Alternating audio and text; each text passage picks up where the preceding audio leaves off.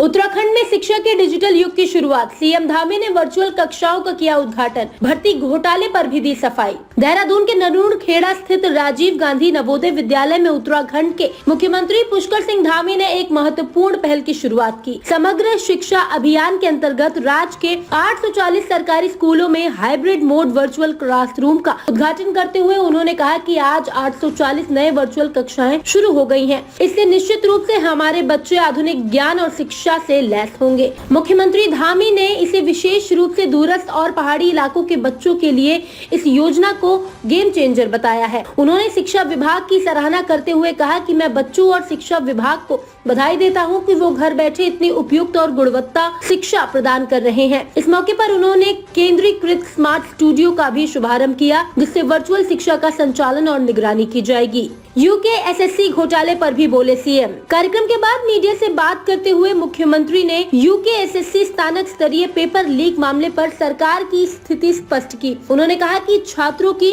दो प्रमुख मांगे थी, सीबीआई जांच और परीक्षा रद्द करना। हमने पहले ही सीबीआई जांच की सिफारिश कर दी थी। वहीं परीक्षा रद्द किए जाने के विषय पर उन्होंने कहा कि जांच रिपोर्ट के आधार पर ही कोई निर्णय लेगी। हम चाहते हैं कि सही और निर्दोष छात्रों को न्याय मिले और जो भी दोषी हो उन पर कड़ी कार्रवाई हो, मुख्यमंत्री ने कहा।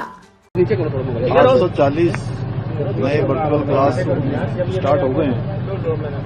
ये निश्चित रूप से हमारे बच्चों को आधुनिक ज्ञान, शिक्षा, कौशल से परिपूर्ण करेंगे और उनको देश दुनिया की सभी प्रकार की चीजें सीखने में और अनुभवी विशेषज्ञों का मार्गदर्शन भी प्राप्त होगा, अच्छे शिक्षकों का मार्गदर्शन प्राप्त होगा।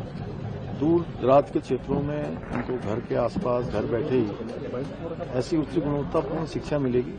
मैं सभी बच्चों को, हमारे कर्णधारों को, सबको मैं बधाई देता हूँ। शिक्षा विभाग का भी विशेष रूप से बधाई देता हूँ कि एक बहुत शानदार काम शिक्षा विभाग में आज संपन्न हुआ है।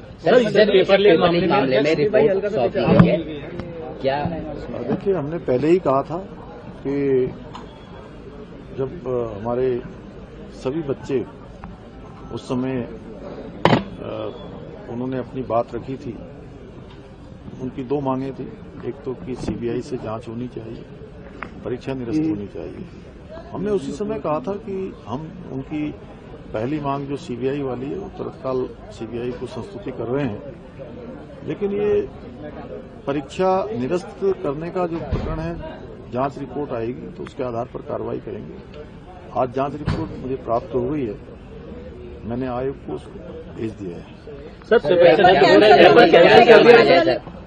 जो जस्टिस ध्यानी जी की अध्यक्षता में जो कमेटी बनी थी सुपरविजन में, उसने संस्तुति की है, उस संस्तुति को हमने आगे बढ़ा दिया।